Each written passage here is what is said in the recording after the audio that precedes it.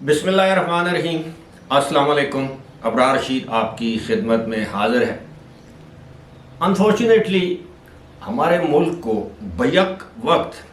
کئی سنگین مسائل کا سامنا ہے۔ بیک وقت ریاست پاکستان کو کئی محاذوں پر لڑنا پڑ رہا ہے،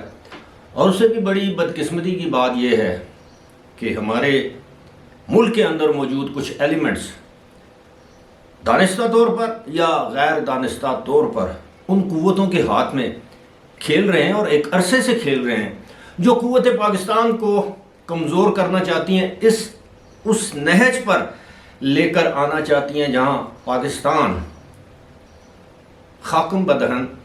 یہ جو اپنے نیوکلیئر اثاثے ہیں یہ کوڑیوں کے بھاؤ بیچنے پر مجبور ہو جائے۔ میں کسی مخصوص سیاسی رہنما، کسی مخصوص آپ یہ کہہ لیں کہ گروپ یا کسی طبقے کا نام کوشش کروں گا نہ لوں، لیکن جب سے پاکستان ایک ایٹمی ریاست بنا ہے اس وقت سے عالمی قوتوں کو، بہت سی عالمی قوتوں کو یہ بات ہضم نہیں ہو پا رہی کہ ایک اسلامی ملک اور اس کے پاس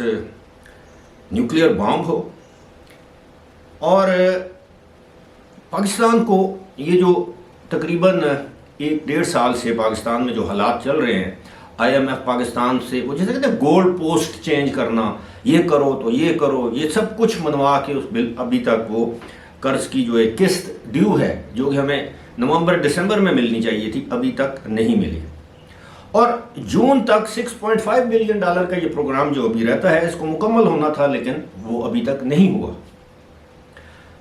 اور ان کی خواہش یہ ہے IMF کی۔ اب ظاہر ہے IMF پر جن قوتوں کا کنٹرول ہے آپ سب جانتے ہیں، امریکہ ہے اور دیگر جو ممالک ہیں، اور ان ممالک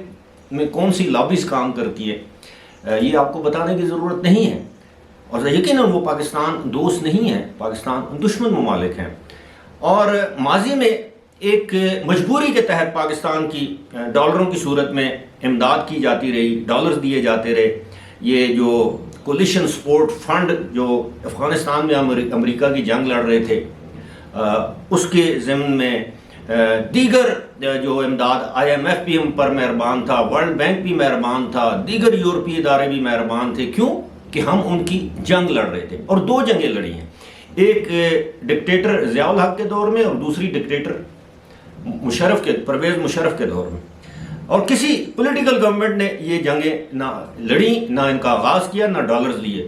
اور وہ ڈالرز آتے رہے۔ اب امریکہ کا یہاں پہ مفاد ختم ہو گیا، اور اب وہ قوتیں چاہتی ہیں کہ پاکستان کا ایٹمی پروگرام جو ہے یہ اسی طرح کریں جس طرح یوکرین اور دیگر بہت سے، ساؤتھ افریقہ نے، یوکرین نے اپنے نیوکلیئر ایسٹس جو ہے وہ ختم کیے، یوکرین نے ڈالرز کے عوض وہ اپنی وہ قوت، ایٹمی صلاحیت جو ہے وہ ختم کر دی۔ آج اگر یوکرین کے پاس ڈیٹرنس ہوتا، وہ ایٹمی صلاحیت ہوتی، تو آپ کیا سمجھتے ہیں کہ روس اس طرح یوکرین پر حملہ کر کے اس کو سرنگوں یا زیر نگیں کرنے کی سوچ سکتا تھا؟ یہی وجہ ہے کہ پاکستان کے پاس یہ واحد صلاحیت ہے، یہ نیوکلیئر ڈیٹرنس کے، جس کی وجہ سے بھارت پاکستان پر کوئی جیسے کہتے ہیں نا ایڈونچرزم، کوئی چڑھائی، کوئی اس طرح کی صورتحال بھارت جو ہے وہ افورڈ نہیں کر سکتا، ایز سمپل ایز دیٹ۔ ورنہ کنونشنل وارفیئر میں تو بھارت ہم سے 10 گنا زیادہ طاقتور ہے۔ یہ ایک نیوکلیئر جسے کہتے ہیں ڈیٹرنس، یہ اس کی وجہ سے بھارت ہمیں برداشت کر رہا ہے۔ اب جو میرا اصل موضوع اس کی طرف آ ہی رہا ہوں گا، لیکن یہ ہے کہ آپ کو یہ تھوڑا سا بیک گراؤنڈ بتانا مقصود تھا کہ اب وہ یہ چاہتے ہیں کہ پاکستان کو اس نہج پر، ڈیفالٹ کی اس سطح پر لے جاؤ کہ آخر ہم پاکستان سے یہ کہیں کہ دیکھیں جی اب آپ یہ للے تللے یا عیاشی، ایٹمی عیاشی آپ افورڈ نہیں کر سکتے، آپ کا ملک اس قابل نہیں ہے، دیں یہ کھلونے ہمیں اپنے سستے داموں، دیں، لیں 8-10 ارب ڈالر، ہم آپ کی امداد بھی کریں گے، بس اس کو چھوڑ دیں۔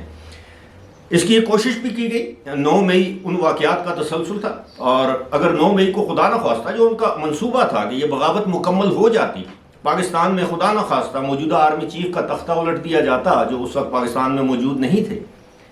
یا آرمی کے اندر بغاوت ہو جاتی، ملک میں خانہ جنگی ہو جاتی، یہ بیرونی جو فورسز ہیں، یونائٹڈ نیشن کی فورسز، نیٹو فورسز، یہ ان کے پاس پلان بھی ہوتا ہے، میں پہلے بھی عرض کر چکا ہوں، یہ یہاں پر آ کے قابض ہو جاتی خدا نخواستہ، اور کہتی کہ جناب ختم کرو اس سب کو،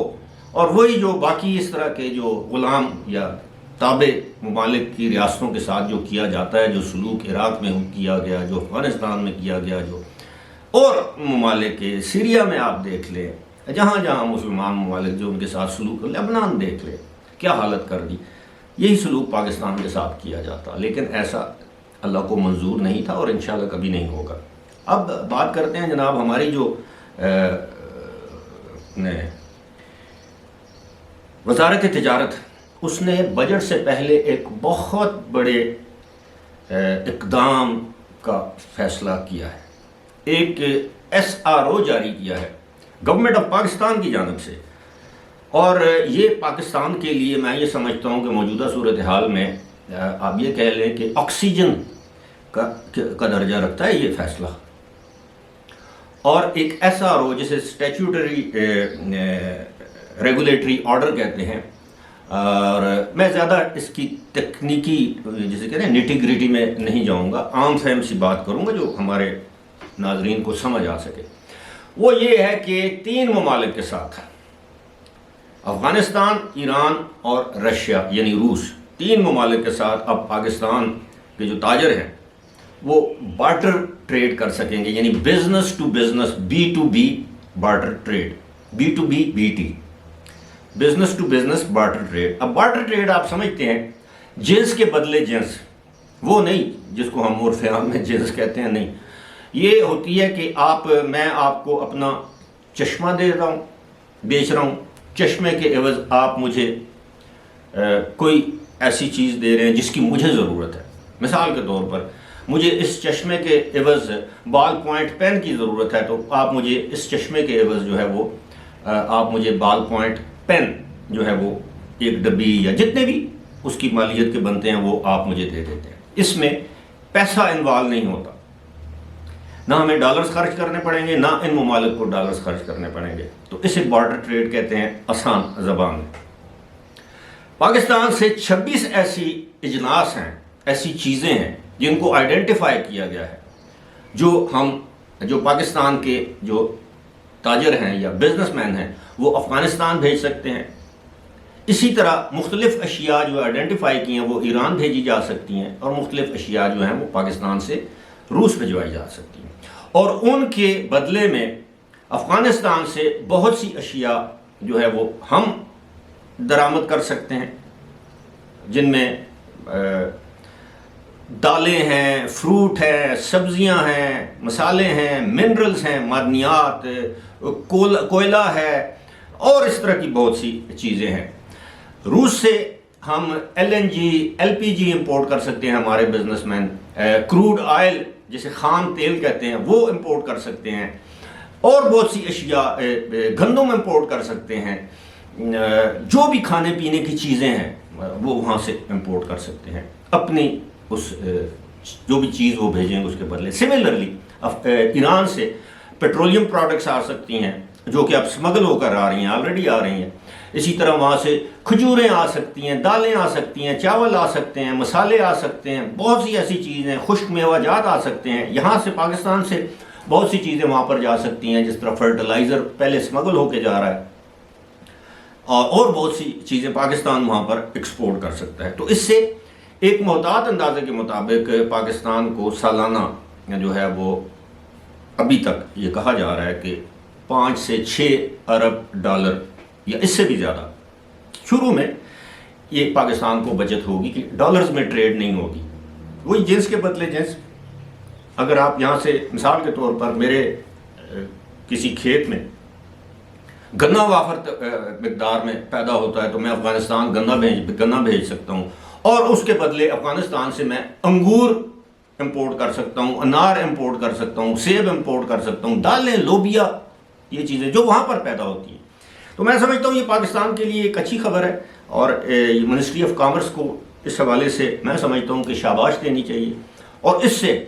مزید راہیں کھلیں گی، ہم دیگر ممالک کے ساتھ بھی بارڈر ٹریڈ کر سکتے ہیں جو ہمارے دوست ممالک ہیں یا ہمارے ساتھ جو ٹریڈ کرنا چاہتے ہیں، ایون چائنا کے ساتھ ان کی اپنی کرنسی میں ہم ٹریڈ کر سکتے ہیں۔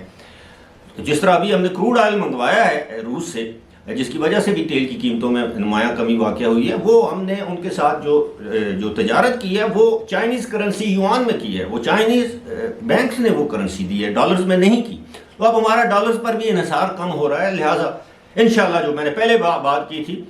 انشاءاللہ اللہ سے امید رکھنی چاہیے کہ ویسا خطرہ پاکستان کے لیے کبھی نہیں ہوگا۔ فی الحال مجھے دیجیے اجازت، خدا حافظ۔